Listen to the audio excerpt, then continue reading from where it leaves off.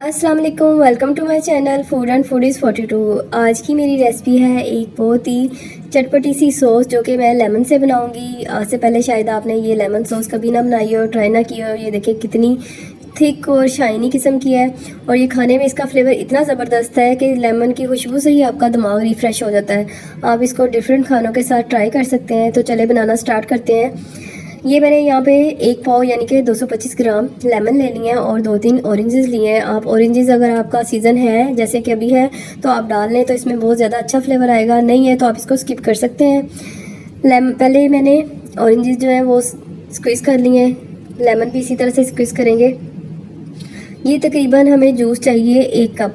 ये 1 कप की रेसिपी मैं बता रही हूँ। 1 कप से एक छोटी जैम वाली बोतल जो है आपकी सॉस की बन जाएगी। आप इसको बढ़ाना चाहें तो आप अपने लेमन की और बाकी चीज़ों की मिकदार इससे डबल कर लें तो वो ज़्यादा बन जाएगा। ये देखिए सारे मैंने लेमन जो है वो स्क्यूज़ कर लिए हैं और तकरीबन 1 कप के करीब ये मेरे पास लेमन जूस आ गया है।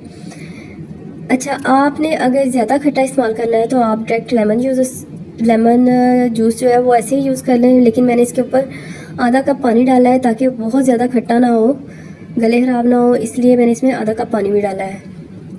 और जो छिलके हमारे बच्चे हैं हम इनको ज़ाया बिल्कुल नहीं करेंगे। इसकी भी मैं आपको साथ टिप बता रही हूँ कि आप इसको पानी डाल के बॉयल करना रखते हैं, उसमें 2 चम्मच नमक के डालें। जब ये बॉयल हो जाए तो इस पानी को आपने स्प्रे वाली बोतल में डाल लेना है और घर में स्प्रे करें। एक तो इससे बहुत अच्छी खुशबू आएगी और दूसरा ये जो मच्छर और मक्खियाँ आती हैं ये भी कम आएंगी। आप इनको पौधों के ऊपर भी स्प्रे कर सकते हैं कीड़ों से बचाव के लिए।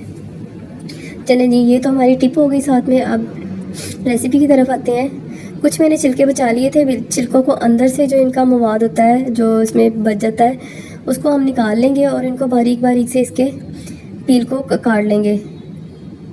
ये हम चटनी के अंदर शामिल करेंगे, इससे बहुत ज़्यादा अच्छा टेस्ट आएगा और आप जब खाएंगे तो आपको फील होगा कि हाँ वाकई में कोई चीज़ बनी है। ये देखो मैंने इसी तरह इसको बारीक बारीक काट लेना है। काटने के बाद इनको हमने अच्छी तरह से 1-2 पानी से वॉश करना है ताकि काटते हुए जो कड़वाहट अगर लग गई है तो वो दूर हो जाए। आजकल जो लेमन है वो बहुत सस्ते हैं और चाइनीज़ लेमन है, इनके पील बिल्कुल भी कड़वे नहीं होते। आप डायरेक्टली इसको ऐसे यूज़ कर सकते हैं। अगर दूसरे देसी लेमन है तो उनके पील को आप बॉयल करके यूज़ करेंगे। 1 कप मैंने इसमें चीनी डाली है। ये 1 कप लेमन के लिए बिल्कुल परफेक्ट क्वांटिटी है क्योंकि इसके साथ मैंने पानी यूज़ किया है। अगर आप डायरेक्ट लेमन यूज़ करेंगे तो फिर आप 1.5 कप चीनी डालेंगे। 1 चम्मच मैंने इसमें काला नमक डाला है। अगर आपके पास काला नमक ना हो तो आप दूसरा नमक भी डाल सकते हैं, लेकिन काले नमक के साथ इसका टेस्ट बहुत ही आला आता है। तो इसको डाल के हम पकने के लिए रख देंगे ताकि ये थोड़ा सा रिड्यूस हो जाए। ये देखिए तकरीबन 5-7 मिनट पकने के बाद रिड्यूस हो गया। इसमें मैं लेमन कलर ऐड कर रही हूँ। आपकी मर्ज़ी है, आप लेमन कलर ऐड करना चाहें तो ठीक है, नहीं तो आप इसको स्किप भी कर सकते हैं। इसको मज़ीद अब थोड़ा सा और पकाएंगे। इसको आपने पका के थोड़ा सा रिड्यूस और कर लेना है ताकि ये अच्छी तरह से पक जाए और लेमन पील जो है वो गल जाए। आपने चेक कर लेना है कि लेमन पील गल चुके हैं कि नहीं। अब इसमें मैं 1/2 चम्मच जो है काली मिर्च का डाल रही हूँ। आप सुर्ख मिर्च भी इस्तेमाल कर सकते हैं, ये आपके टेस्ट के मुताबिक है कि आप कौन सी मिर्च जो है वो यूज़ करना चाहते हैं। रेड चिली पाउडर से ये काफ़ी ज़्यादा स्पाइसी हो जाती है, आपकी मर्ज़ी है। आप इसको ज़्यादा स्पाइसी खाना चाहते हैं तो आप इसमें रेड चिली यूज़ कर लें।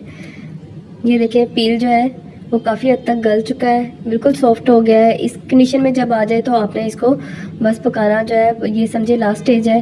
तो अब एक मैंने कप में 3 चम्मच पानी लिया है, 1 चम्मच बड़ा भर के कॉर्नफ्लोर का लिया है, 1 टेबलस्पून। अगर अभी तक आप मेरी रेसिपी देख रहे हैं तो प्लीज़ मेरे चैनल को लाइक करें, सब्सक्राइब करें और दोस्तों के साथ शेयर कर दें। तो जी ये अब कॉर्नफ्लोर को हम मिक्स करेंगे इस लेमन की पकती हुई सॉस में, इससे ये बहुत थिक और शाइनी हो जाएगा। ये देखिए इसको मिक्स करने के बाद हमने ज़्यादा देर पकाना नहीं है, सिर्फ उतना पकाना है कि ये थिक हो जाए। ये देखिए साथ में इसका कलर भी चेंज हो जाएगा, थोड़ा शाइनी हो जाएगा। तो फिर हम इसमें के नीचे से चूल्हा बंद कर देंगे। ये देखिए ये थिक हो गई है, शाइनी सॉस बन गई है।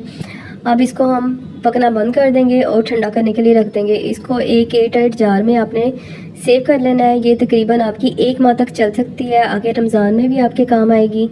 तो ये देखिए हमारी बहुत ही मज़ेदार टेस्टी सॉस तैयार है। अगर आपको मेरी रेसिपी पसंद आई है तो प्लीज़ चैनल को लाइक सब्सक्राइब कर दें। शुक्रिया, अल्लाह हाफिज़।